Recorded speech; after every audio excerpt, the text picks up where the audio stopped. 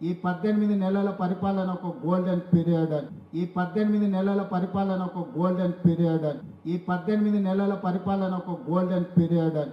ఈ గోల్డెన్ పీరియడ్ని ప్రజల దగ్గరికి తీసుకెళ్ళాలి. పనిలో మేము నిమగ్నమైనం.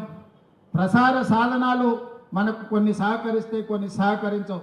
కానీ ప్రజలకు ప్రభుత్వానికి అనుసంధానంగా మీరే పని చేయాలి. గ్రామాలలో ప్రభుత్వం చేస్తున్న పనులను చర్చకు పెట్టండి. 10 సంవత్సరాల వాళ్ళ పరిపాలనను 18 నెలల మన పరిపాలనను అంచనా వేయమను. మీరు సవాల్ చేయండి సూటిగా, మీరు లెక్కలు తీసుకోండి, లెక్కలతో మనం జవాబిద్దాం.